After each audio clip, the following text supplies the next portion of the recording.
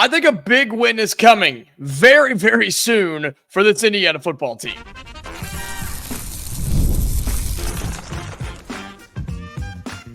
You are Locked On Hoosiers, your daily podcast on the Indiana Hoosiers.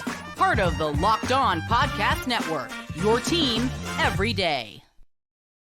Welcome into this, the Locked On Hoosiers podcast. I'm your man, Jacob Goins. I appreciate you being here, making this your first listen each and every day. We are part of the Locked On Podcast Network, which is your team every day. Today's episode of Locked On Hoosiers is brought to you by Game Time. Download the Game Time app, create an account, and use the code LOCKEDONCollege for $20 off your first purchase. Well, thank you so much again for making this your go-to spot for all things Indiana athletics, your first listen or your first watch every single day. Lots to get to on the show today. We're going to take a look around the Big Ten and college football now that we're about halfway through. What's been going on in this crazy conference, man? What's going on? And guess who's sitting at the top? We'll take a look at that today. Plus, huge conversation has been brewing in the Indiana fan base on the basketball side about high school recruiting versus transfer portal. I've given you my thoughts in the past, but I want to address that a little bit because it seems to get some people pretty riled up here recently. So we're going to have that for you today as well. But what I want to start with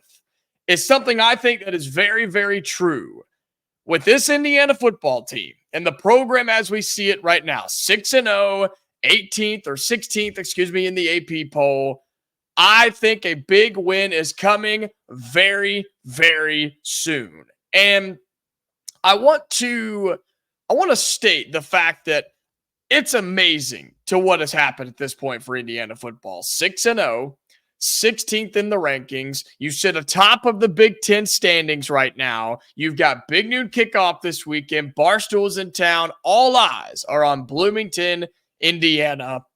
And that could not have been possible without Curt Cignetti and this staff. I give full 100% credit to them, of course, to the players and everybody involved here. This has been amazing. But it's time that we prove ourselves a little bit. It's time that we really back up our 6-0 record because, again, none of our wins have just been blowing away crazy upsets or domination against a good team. Like, none of that has happened yet, and that's okay. That's okay here, but it's time to prove ourselves, okay? We thought going out to UCLA and winning was a big deal. At the time, it was. And now we find out that UCLA is 1-5 overall this season. We thought the same thing when we beat Maryland. Yes, it was at home, but we thought that was a good win. Well, Maryland's also 3-3 this season, and they haven't won a game in the Big Ten yet. And same goes for Northwestern, a team that's 3-3. They have won a game in the Big Ten and looked pretty good doing it the other night. So while we're excited for a 6-0 record, it's time for us to prove ourselves. And no better way to do it than what I think should be a top 25, very well could be, but I think should be a top 25 team in Nebraska this weekend because they are really good. Very good. The best team we've seen yet this year. The best offense we've seen and the best defense that we've seen this year. And I would go out and say probably the best coaching that we've seen this year as well. I mean, that Nebraska team has a lot going for them right now, man. They are a really, really good football team. And I know that we've mentioned this a few times, but both teams are coming off of a bye. And their only loss was by a touchdown to Illinois in a game that they should have won. Okay, they should have won that game and should be undefeated, should be top 25. And this should be a ranked matchup happening in Bloomington on Saturday early afternoon. But it's not. But we need to treat it like one. And I think if we win, we should treat it like one. This would be a huge win for us because Dylan Raiola is the best quarterback we've seen. And goodness, should we say it may be the second best quarterback we see all year long? Let me pull Indiana's schedule back up here. It very well could be the second best quarterback we see all season long, other than what Ohio State's going to show us, which I'm not overly impressed by him. And obviously, game clock management's an issue there. But you see what I'm saying here. So you could make the argument this is the best quarterback that we're going to see this year for Indiana football, and that's scary. That's really, really scary. I know Washington, that's going to be a challenge too, but you see where I'm going with this? This is a massive, massive opportunity. And thankfully, Indiana's not in the spot where, oh, we're 2-3, but man, we're playing good. Man, we're about to make the turn and take the corner, and whatever phrase you want to use to make ourselves feel better, right? We're not in that spot. We're playing really good football right now, offensively and defensively. Everything seems to be moving on a string. Everybody's on the same page, and you had a bye week to get ready for this, to get healthy, to get refreshed, and prepare for this Nebraska team. And if Kurt Cignetti has shown us anything, he's not worried about Washington next week. Not at all. He's focused on Nebraska. And I can hear it now. Can't you, Hoosiers fans? You're going to know exactly what I'm talking about when I say this. I can hear it now. If Indiana wins, here, notice I'm saying if in all of this, because this is not a guaranteed win. I don't care that we're a touchdown favorite. This game scares me, okay? If we beat Nebraska on Saturday afternoon, I can hear it now. Other fans are going to say, oh, well, Nebraska's not even that good. They're not that good anyway. I mean, Rayola's okay, but he's young. He's not that talented yet. A defense, they gave up 31 to Illinois. Of course you guys scored however many points, X amount of points that we score on Saturday. Oh, Nebraska's not even that good. They're going to be a mediocre team by the end of the season. Can't you hear that already? I can. And you know what? I'm debunking it right now, right here on Locked On Hoosiers, because that's idiotic to say. Idiotic to say. Nobody wants to play that Nebraska team right now. Nobody. And you know what? If this game was being played in Lincoln, there's a good chance Nebraska would win this game because of how talented they are and how good that they are. But Indiana has a chance to get their biggest win of the season and propel themselves into the back end where you have Washington and Michigan State and a just derailed Michigan team and Purdue at the end of the season, which we got to hope that doesn't get better like we saw a week ago. But man, you get this win, you've got one big game left. One. And that's Ohio State later on in the season. So I think we're there. I think we are due for that big win. We have everything in front of us, the opportunity to prove just how good of a team we are. Now you got to go do it. That's what it comes down to. You want to be talked about in the big leagues, in the big dogs right now if you're Indiana, right? Because we're still being slighted, and that's fine. That's fine. We haven't beaten anybody. That's fine. Now's your chance. Now's your opportunity. Now is when we have the opportunity to say, hey, we've arrived. We're here. Pay attention to us. You don't have a choice. And that's what Indiana can do Saturday, where they win over a really, really good Nebraska team. Well, coming up on Locked On Hoosiers, I want to look around the Big Ten a little bit because what's going on in those standings? Who's beating who? Who's alive and who is dead in the water? We got to talk about that when we come back right here on Locked On Hoosiers.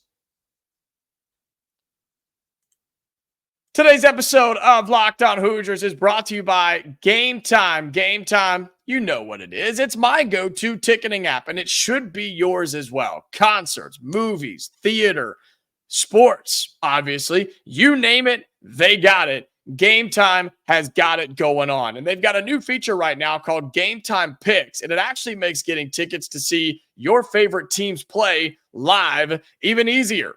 Game Time Picks filters out all the fluff to show you only the incredible deals on great seats. So you don't have to waste time searching through thousands of tickets on multiple different places and all the different available ones. It's going to pick out the best ones and show you right there in the app. Some of my favorite favorite parts of the Game Time app, your views from your seat, right? You can get a panoramic view from your seat in the app before you buy at any venue. And I can personally tell you that it's accurate and it works. It's not a guess. It's not an estimation. It is spot on your view from your seat. So as soon as you sit down, you know exactly what you're going to see. So that's one of my favorite parts. I also love their lowest price guarantee because if it's not the lowest price, Game Time will credit you 110% of the difference. There's nobody else that's going to do that in the ticketing industry. So be sure you get to Game Time and take the guesswork out of buying tickets with Game Time Picks. Download the Game Time app, create an account, and use code LOCKEDONCollege for $20 off your purchase. Okay, your first purchase, that is. Terms apply. Again, create an account and redeem the code LOCKEDONCOLLEGE for $20 off. Download Game Time today. What time is it? It's game time. Welcome back into Locked On Hoosiers. Appreciate you being here, making this your first listen or your first watch every single day, and truly making this your go-to spot for all things Indiana athletics. If you're looking for a way to support this show, because a reminder, this is free to you every single day, Monday through Friday. I'm very happy to do that for you, and I'm very, very blessed to be a part of the Locked On family. Coming up on a year, ladies and gentlemen, coming up on a year is crazy to think about, but if you're looking for a way to support the show, it's pretty easy to do on the YouTube side of things. Like the video, first of all, that gets it out there, puts it into the algorithm, other people can find it. Be sure you comment your thoughts down below. Lots of you are getting involved in the YouTube comments. I need to do a better job of engaging with you because there's so many of you down there, and I love seeing that. But can Indiana win this weekend? How does Indiana win this weekend? Maybe that's a better question to ask. How does Indiana beat Nebraska this weekend? Drop those in the YouTube comments below. And then the best way to help me out is subscribing to the channel. It takes one click of your thumb. That's it. Right there next to our Locked On Hoosiers logo. You become an everydayer. You show that you like the content and that you want to see more of it. And that helps me kind of gauge with where we're at right now. So be sure you do those things for me as we continue here on Locked On Hoosiers. I want to take a look around the Big Ten because, man, what the heck is going on? I mean, I think the Big Ten is such a perfect example and a perfect look on what college football has been so far this season. I mean, you've got teams like USC and UCLA, newcomers in the conference in the bottom four. You've got teams like Indiana sitting atop the Big Ten, and Oregon, a newcomer, sitting atop of the Big Ten as well after a big win over Ohio State, after the Ducks came in and said, hey, welcome, we're here, and you have to respect us. And it was awesome. It was great. I personally loved it. I loved seeing it. But regardless, you look around. Here's your current standings right now. Okay, I'm going to read these off to you really quickly. Indiana, yes, that's correct. Indiana's at 1. Oregon 2, Penn State, Illinois, and Ohio State. That's your top 5 right now. Indiana, Oregon, Penn State, Illinois, and Ohio State. Then you move into Nebraska, Iowa, Michigan, Wisconsin, Minnesota, and Washington. Then you get to Rutgers, Michigan State, Northwestern, USC, Maryland, Purdue, and UCLA. Now, the teams that Indiana still has to play, right? Nebraska, 2-1 in conference play. Washington, 2-2 in conference play. Michigan State, 1-2. Michigan is 2-1. Ohio State, obviously 2-1. And Purdue is 0-3. So I feel that that's a pretty good mix of what Indiana has to see down the stretch of good teams, middle ground teams, and yeah, you have a bad team in Purdue. I think that's okay when you start looking at the remainder of the schedule. It's like, this is doable. It's doable, but I also think the back half is going to be more respectable than the front half is in terms of people from the outside looking in. I mean, you start seeing the names like Washington and Michigan and Ohio State. Like, that's going to help the resume regardless, I think. And so Indiana, as much of an opportunity as it is this weekend against Nebraska, you have to be looking at that schedule, or I guess we can look at that schedule and say, man, there's a lot of winnable games there. With Washington, beatable. Michigan State, beatable. Michigan, beatable. Purdue, beatable. And depending on how you play Ohio State, or I guess how Ohio State plays you, they're not unbeatable, right? Ask Oregon. They did it. They figured it out. So lots of factors in that one in particular. But I think some of the surprises here, obviously Indiana, but the fact that Penn State is still 6-0, the fact that Penn State is still a top 5 team in college football makes me sick to my stomach because I just don't believe in them. I don't believe in Penn State. I'm sorry. They have yet to prove to me that they are a legitimately good, dominant football team. They are not. They're not. And just watch. James Franklin. Let me click on their schedule. Hold on. Penn State and James Franklin have such a reputation. They've got at Wisconsin this weekend. Oh, that's a night game there in Madison. Hey-oh. And then they have Ohio State. Yeah. Ohio State comes to Happy Valley. Of course it's in Happy Valley. Ohio State will win. Ohio State will win that game. Penn State will find a way to lose the big game like they always do because that's what James Franklin does. So I'm not sold on Penn State. Illinois, I don't know what the heck they are. They're supposed to be a good team. They're still ranked in the top 25. They didn't look good against Penn State, but it took a miracle to beat Purdue. 50-49. They gave up 49 points to a horrific Purdue offense. What are we doing, Illinois? What are we doing? They've got Michigan left, Oregon left. Oh, terrible. No, Illinois is not all that great. Who else is on this thing? Iowa? No. Michigan? Third quarterback now? No. Wisconsin? No. Quarterback problems there too. Minnesota? Mid. Washington? Mid. And then everybody else is in the bottom tier of the Big Ten. So this is a down year for the conference. Can we all agree on that? I mean, it's a down year for our conference.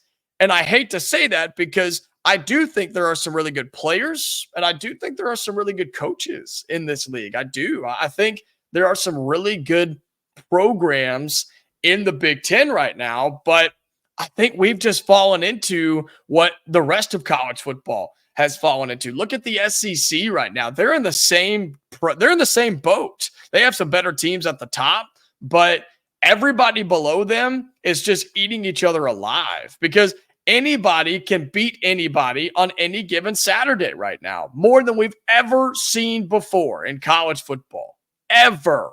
And yes, it's exciting, but it's also scary because you're not safe. Ever. Ask Illinois against Purdue. They almost found out. Northwestern gets a big win over the weekend. Like, teams are better overall. Why? NIL and transfer portal. We've talked about them. And it has made I don't know the best way to say this. I guess the average has gone up. Is that the best way to say that? The low bar has been brought up. I mean, even the worst teams are better than they used to be because they have better players now. And the Big Ten has fallen into that. And I hate to see it. I do, because I want us to get a lot of teams in the college football playoff. But as of right now, 3 for sure, 4 on the edge, 5 possibly, but that's not going to happen. They're not going to let that happen. We're not the SEC. And so we've got to figure out, okay, who's for real and who's for not in the Big Ten. And I think Oregon and Ohio State are for real. I think Penn State is for not. And I think Indiana's a wild card. And I think that's a very fair assessment of what the Big Ten offers right now. And we have the back half of this schedule to figure all of that out. Coming up on our final segment on Locked On Hoosiers. Hey, speaking of the transfer portal, what a good transition that'll be as we move over to the basketball side of things. A lot of Indiana folks are arguing with each other. They're fighting. Families are splitting right now because the argument of high school recruiting versus transfer portal recruiting. We'll talk about that in our final segment coming up on Locked On Hoosiers. Today's episode of Locked On Hoosiers is brought to you by FanDuel. Hey, NFL fans, you can start the season with a big return on FanDuel, America's #1 sportsbook. We got some Thursday night football coming up this week. Believe it's Broncos and Saints. Am I right on that? Hold on. Let's find out. We'll go to FanDuel right now. It is the Broncos and the Saints, and the Broncos favored by 2.5 on the road. Bo Nix and the Broncos. Wow. How about the Saints, too? Started out hot, and they've just fizzled out ever since. So do you like the Broncos 2.5 on the road? That's what our friends at FanDuel say. You can get and all the action right now at FanDuel.com. So when you get in the hunch in the middle of a game, you can check out the latest stats, view play-by-play, and so much more on the same page that you place your bets. So you'll get started with $200 in bonus bets guaranteed when you place your first $5 bet. So if you haven't signed up and you're thinking about doing it, now is the time. Just go to FanDuel.com today to get started. Final segment here on Locked On Hoosiers. Thank you again for being here. Shout out to all of my everydayers. You are the best. I really do appreciate all of you. And hey, be sure to keep an eye out tomorrow, right? On Thursday afternoons and evenings is 10 to Win it drops. We have another Big Ten squad episode coming out for you. A lot of fun. Craig is back, Locked On Big Ten. He's back to not even hosted anymore. This guy's moderating. It just gets insane, but it's so much fun. It was a great group of guys, and we had a lot of fun. So be sure you watch out for our Big Ten squad episode that's coming out tomorrow. And speaking of Craig Sheeman, go check him out on Locked On Big Ten. It is a daily show on the Big Ten Conference, football, basketball, you name it, he's got it. And hey, he's an Indiana grad. So if anything else, go and tell him. Go tell him that. Go tell, hey, we appreciate him. Tell him go Hoosiers, and go check out his show. He does a really, really good job. Okay. All right. I've seen so many Hoosiers fans, social media, online, wherever, in town, in the store, right? I see them fighting in the streets. The argument has come back up about high school recruiting versus transfer portal in high school basketball. And this is not the first time that I, in particular, have brought this up on this program. And I think you kind of know where I stand, but I do want to reevaluate this for just a second, given the current situation that Indiana basketball is in, right? We got an episode coming out tomorrow about a little bit of that too. Everybody's arguing, what's better? High school recruiting, get the young guys, develop them through the program, or just saying to heck with that and going and getting the best players out of the transfer portal every single year? Well, I think for every sport, it's a little bit different.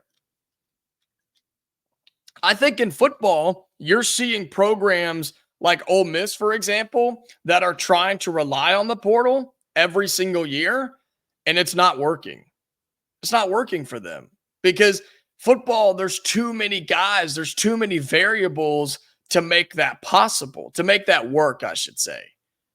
College basketball is different, though, because one individual player can change your program for the entire season. It can change your program's postseason outlook for an entire season. You get one crazy point guard, yeah, he can carry you to the tournament. You get one center that's unstoppable, he can carry you to the tournament. And that's what's big about college basketball.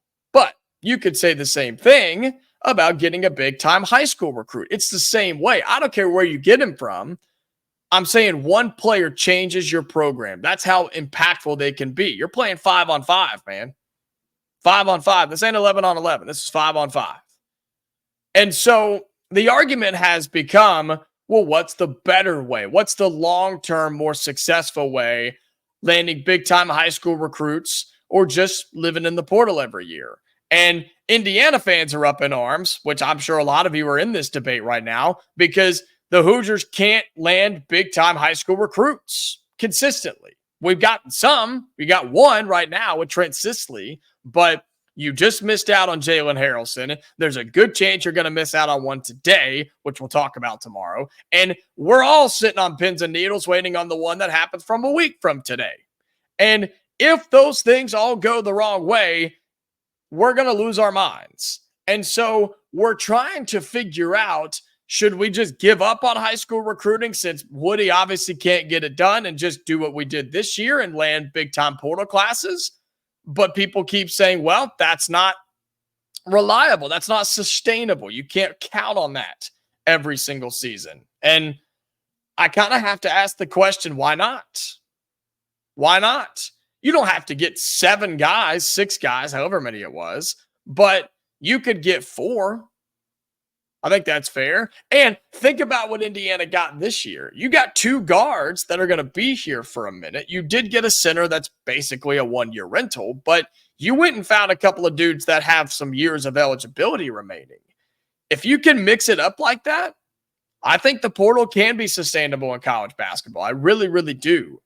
But as I've told you, and I will never go away from this, high school recruiting, especially in this state, in Indiana, you have to get the recruit. You have to get in-state kids, and Indiana's not doing that right now. Our reputation's not good. Obviously, look around.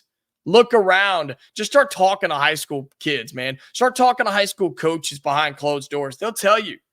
They'll tell you what's going on in Indiana. They're not happy. They're not liking it, and that's why kids are not coming here.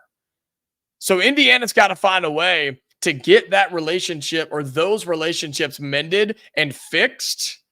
And I still believe it's a healthy balance of high school and portal. But if Indiana just can't do that, if Woody can't do that, then yeah, go to the transfer portal. That's fine. Go and get portal kids and live your life that way.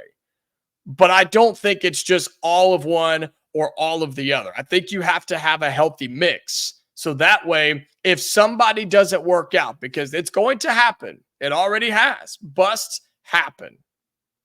When somebody doesn't work out, you have to have a backup plan. And that's why you go to both parties, high school and the transfer portal. And you got to be successful in both. Indiana's good in one right now, but the other one, we're really lagging behind. All right, that's going to do it for today's episode of Locked On Hoosiers. Thank you again for being here. Shout out to all of my everydayers. You make this your first listen or your first watch every single day. For all of my audio listeners, be sure that you are following us over there. You've got your notifications on so you never miss a new episode. On the YouTube side, like the video, okay? Comment down below, high school or transfer portal? Which one are you on in high school basketball recruiting? Or I guess in just college basketball recruiting, apologies. In college basketball recruiting, are you on the high school side or are you on the transfer portal side? Comment that down below and tell me why you want or you're on that side. And then be sure you subscribe to the show, okay? We are back tomorrow, Hoosier fans. So until then, stay safe, and I'll talk to you later.